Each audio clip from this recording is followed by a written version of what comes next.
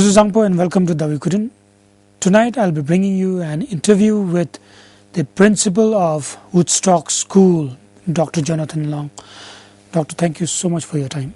And it's almost a year or so where I have not had the opportunity of interviewing any foreigner. So good to talk to you as an outsider. So first thing, what brought you here?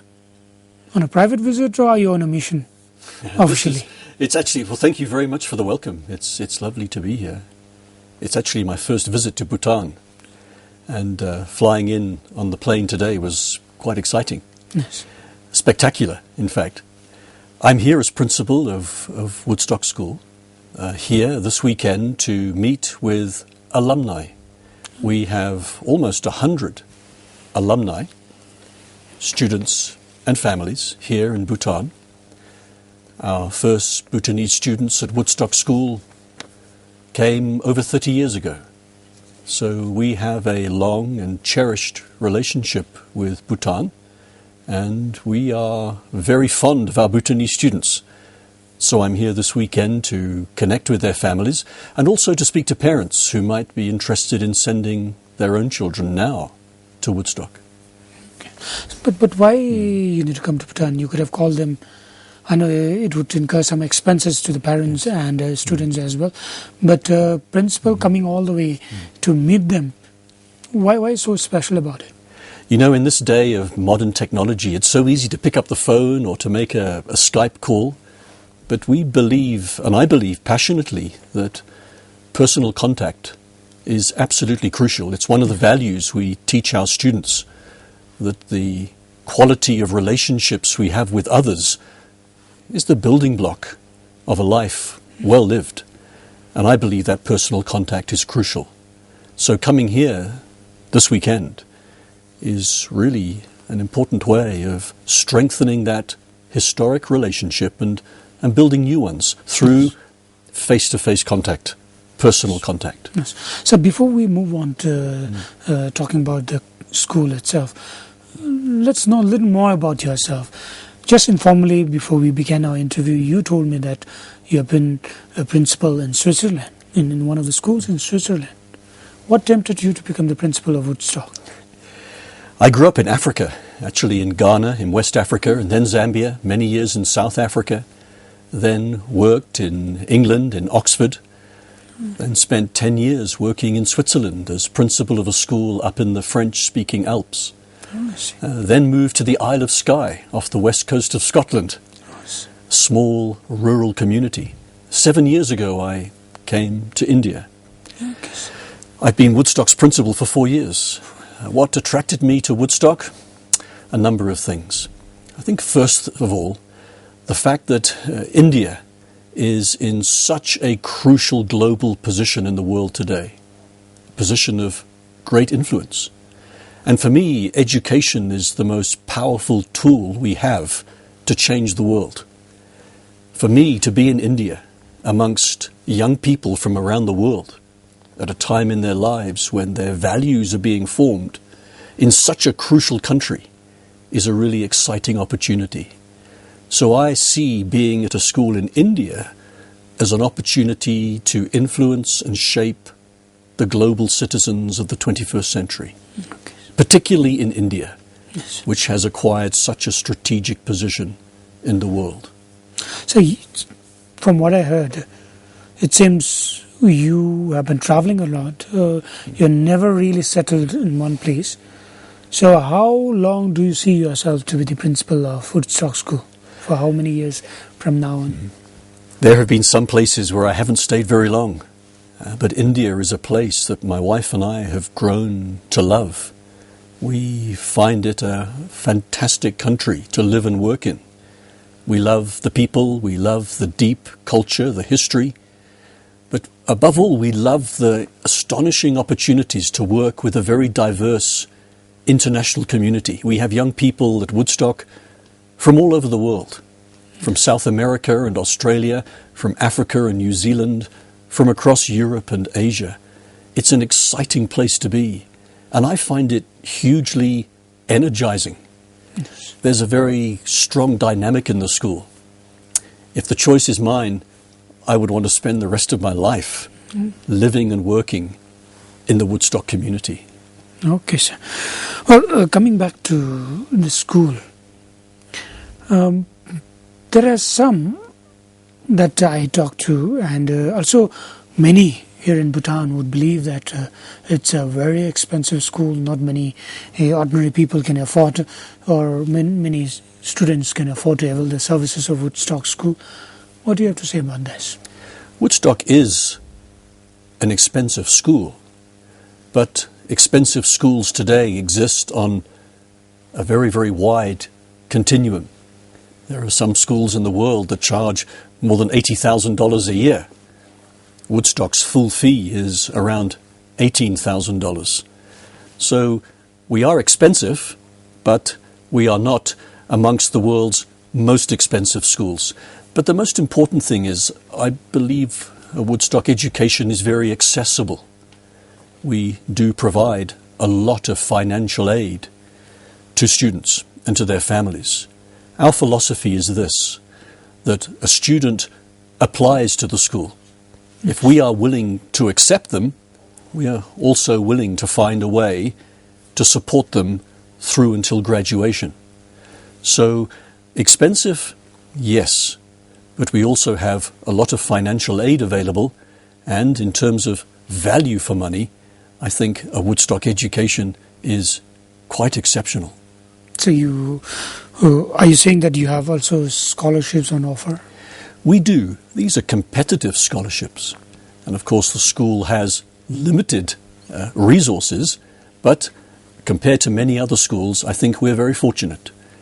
With a 160-year history, the school has a magnificent campus, terrific resources, and that's allowed us to look at ways of supporting students through a Woodstock education. So, yes, we do have funds to support that. They are competitive and they are means tested, but it does allow caliber young people to have this remarkable opportunity in a stunning location. Yes. So, Bhutan's association with the Woodstock School almost dates back to 30 years or so. Yes. And even today we have students studying there. For the past ones, I know that they are doing so well. What about the current students? How many number of students you have in Woodstock School for now? At the moment we have 16 students from Bhutan. They're represented in every grade, from the 5th grade all the way through to the 12th grade. They are some of our best students. We are very fond of our Bhutanese connection. And as I say, we have a link with Bhutan that goes back over 30 years. And during those years, we have built up relationships, as I say, with more than 100 alumni and their families here in Bhutan itself. I think like many of our students, our Bhutanese students often graduate from Woodstock and then go on to universities around the world. This is something that is very, very important for us, that we are actually preparing young people to take their place anywhere in the world. We talk about global awareness, global citizenship, and that begins for our Bhutanese students when they arrive on the campus, because our campus community is made up of students from all over the world, so that literacy, that cultural awareness begins the moment they set foot at Woodstock. So learning in diversity must be one of the priorities that you target. Absolutely. It's a passion of mine. I believe very much that it's only when we are amongst people who are different from ourselves that we become truly aware and appreciative of our own culture. So often when we are in a community where everyone is the same, it's very difficult to see what is really valuable and precious of our own culture. At Woodstock, young people can celebrate their identity and their culture, but at the same time learn to interact and appreciate the cultures of others, even some cultures that are completely different from their own, languages that are very different. We have, I think, 47 different languages spoken on campus at the moment. And that's a remarkable melting pot. Young people learn to see each other as fellow human beings. And that's a wonderful lesson in the 21st century. Principal sir, coming all the way from Woodstock School to Bhutan to talk to parents, to talk to the students, normally I've seen parents get little apprehensive when they have their teachers or principal call them to school, or teachers and a principal going to the parents to talk to. Normally we tend to believe that they might have some complaints about the student or their children. What is your talk going to be with the parents? What is there on your mind, or what is the agenda that you're bringing forth to these parents and students? The most important thing to me is to connect with parents as a fellow parent. I am a school principal, yes, but I'm also the father of 2 daughters. My greatest responsibility as a principal is to give young people a terrific education. But before that, I have to create a safe, caring, happy community for young people to grow up in. When young people are safe, secure, and happy, they learn better. And this is the message I always want to convey to parents, that if young people at a boarding school find a home away from home, they will flourish. A happy child will always do better academically, emotionally, mentally, physically, spiritually than someone who is unhappy. And that is our key at Woodstock, to provide exactly that environment. So as a parent, I'm often thinking, not so much as a principal, but as a father. What would I want to do for my own children? And that often is the secret to running a successful school, to run it as if these 500 students were actually my own children. Okay. Dr. Long, what do you expect from the parents and alumni when you meet them here? You know, an education at Woodstock does not stop when a child graduates at grade 12. What we find is that it's the beginning of a lifetime connection and a lifetime relationship. Many of our alumni say that no matter where they are in the world, they always have a friend. There's always someone they can stay with, someone they can connect with. And that's really something that I find very powerful about this experience. I think what I expect from parents and alumni is an ability to enter into a relationship. I believe that a good education is like a 3-legged stool. People tell me that a 3-legged stool is always stable, no matter how uneven the ground. So the 3 legs of the stool are the child, the parents, and the school. We don't say to parents, drop your children off, forget them, we'll take care of them. No, we say, entrust them to us, and we will work together, you the parent, the child, and the school, to create this firm foundation, like the 3 legs of the stool. Dr. Long, we know that the quality of infrastructure, quality of campus, quality of the services that you deliver at Woodstock would have improved by now compared to those good old days. But what about the quality of education? I've seen this to be a big debate elsewhere, where educationists tend to believe that the quality of the education in many countries now seem to be deteriorating, and lots of mechanisms put in place. What about Woodstock School? Yeah, that's a really excellent point, and I share that view.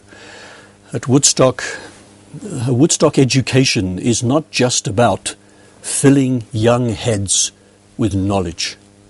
That's part of it, but it's not all. We believe in the education of the whole child. So our educational program is made up of 3 components. Yes, we have an academic program. It has exams and tests and results. Secondly, we have what we call an enrichment program. This means that every child has an opportunity to find a passion at Woodstock, an interest, a hobby. It might become something that will last them a lifetime. There's over 100 different choices each week on offer. They range from robotics to making pizzas. But somewhere a child will find something they are passionate about. And then thirdly, we have a residential program. So many lessons are learnt by young people living and working together. These aren't the lessons taught in a textbook. It's making friendships with a child from another culture, maybe even another religion, another language. Those are the lessons that really run deep. And that's, I believe, a real education. It's not so much what knowledge do you have, but how will you choose to use it? And these are questions of values. It's our values that define us. And so the key of a good education is to implant the right values in the heart of a young person. So that's our response to the challenge of education today, to keep it broad, to keep it deep, not to go down this very narrow academic track alone. To do that, but to do much more. That for us is the key. So some critics say that, and this is the case with many good schools and colleges, reputed colleges and schools internationally. The problem that we see today is many of these schools and colleges are grappling with the problems of drugs, drug abuse, alcohol, gang fights within the campus. What about Woodstock? I'm sure Woodstock wouldn't be free of these problems. How are you trying to cope with these problems and then maintain the reputation that Woodstock School used to have in those days? I think there's no school today that is immune from some of these pressures and influences. I think the key thing is, what will the school do?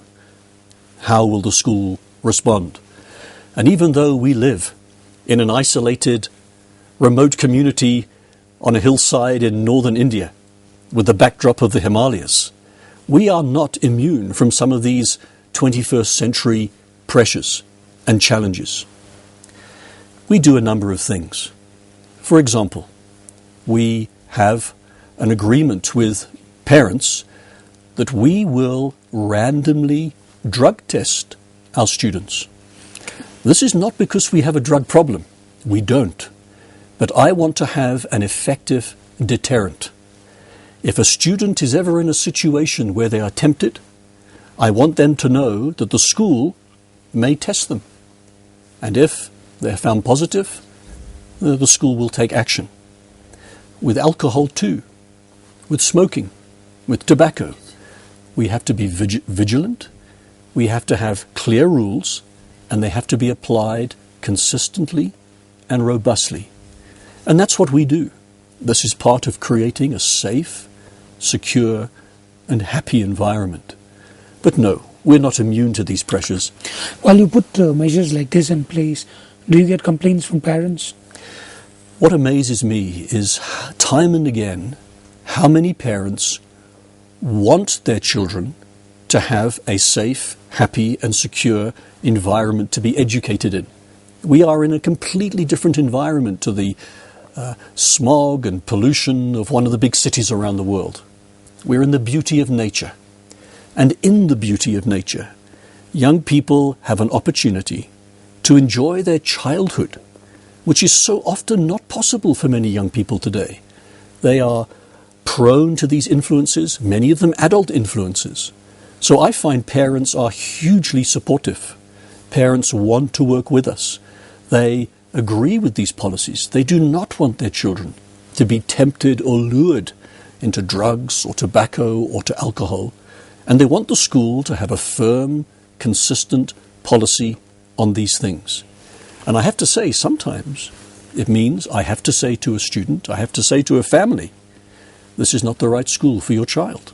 I have to ask them to leave. And even those difficult conversations can be part of a child's education, strange as it may seem. So, located in the Himalayas, campus with pristine atmosphere around, lots of greenery around. Now I get a feeling that Woodstock School is located in a place where everything seems to be so confined, well disciplined, not so much of entertainment for the school, for the students, all about academics, and then whatever little you have within the school. That kind of feeling I get, almost to the extent that this could be almost like a monastic institution kind of system. Please clarify on this. Yeah.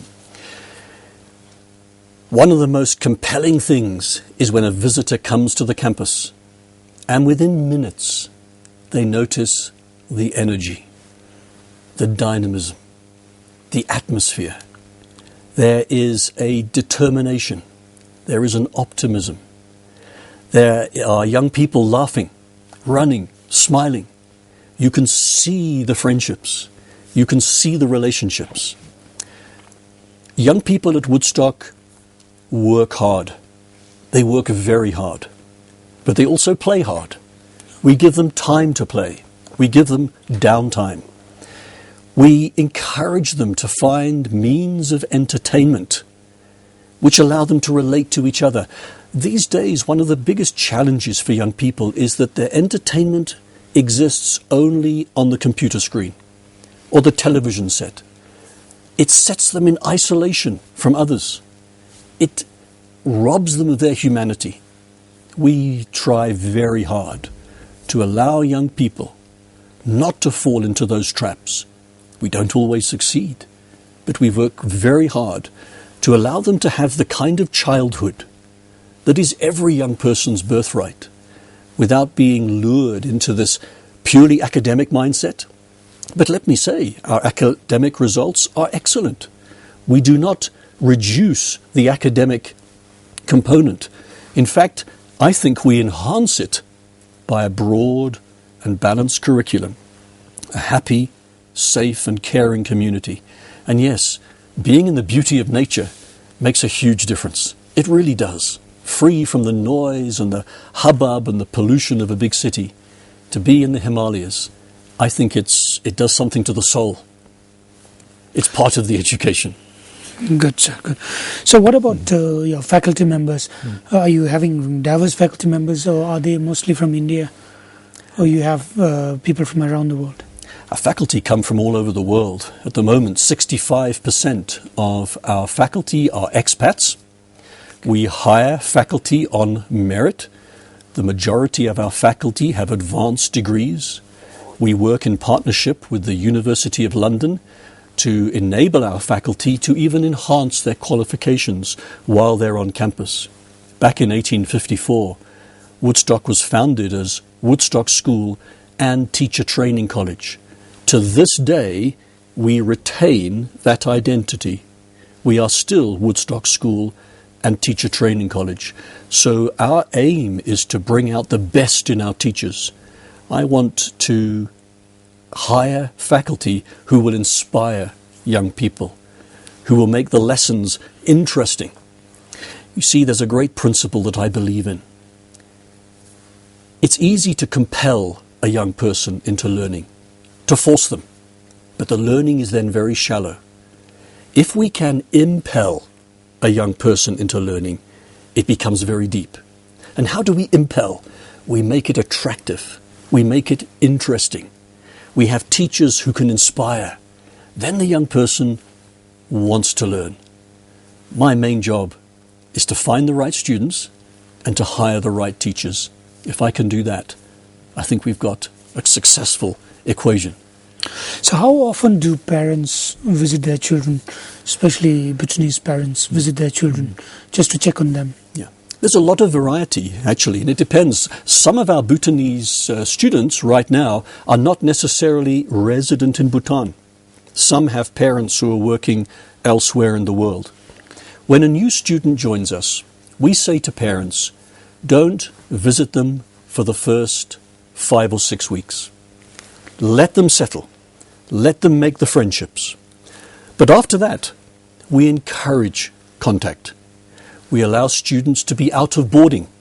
That means from a Friday evening until a Monday morning. if the parents wish to come and visit them. We don't try and prevent parental contact. Again, it's the three-legged stool. We want the relationships to be there. But let me say this, that every weekend there's lots for students to do. We're not saying to parents, unless you come, they'll be bored. One of the most difficult things is when a parent comes and the child says, oh, I'm actually planning to play with my friends this weekend. And sometimes that can be a little bit awkward. Yes. The children are happy, but we really do love the parents to come, apart from during those first 6 weeks when the children are settling in. Apart from parents visiting their children, any other ways that children can get in touch with their parents, or parents can get in touch with their children, maybe through phone calls, Skype, or lots of gadgets and communication facilities you talk about today? Yes. We have a graded approach through the school. That means younger children are allowed to have access to a mobile phone during certain specified times of the day. Similarly, access to technology, laptops and computers. For older students, they have more access. Skype is very popular. The children love connecting with their parents through Skype, and we are very happy for that to happen. Only 25 years ago, I think there was one telephone at Woodstock. Times have changed.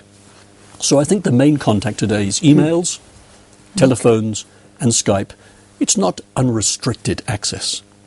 We don't want children on the telephones at 2 o'clock in the morning. No parent would. But we do encourage that parental contact. Okay. So finally, before we wrap up, maybe if you have any messages to those alumni, Woodstock alumni, current, past. Well, thank you for the opportunity. I think our alumni community is one of Woodstock's great strengths. Our alumni, no matter where they are in the world, and there are thousands of them, I think 3,000 or 4,000 in the United States alone, and all across Asia, the link and the support and the contact they sustain with Woodstock is an enormous encouragement to me, because I know that this thing we call Woodstock is not just 4, 5, 6 years of high school. It's a lifelong relationship, and we work together. And it's such a thrill to be here and to meet some of our alumni this coming weekend. I'm really looking forward to it. Dr. Long, thank you so much for your time. It's really a pleasure talking to you, and wish you all the best, and wish you have a wonderful stay here in Bhutan. In fact, a very fruitful stay and dialogue with your alumni, and wish you a very safe journey back home. Thank you so much for your time. Thank you so much. Thank you. Well, this is Dawai Kudroen. Thank you so much for watching. Tashdele.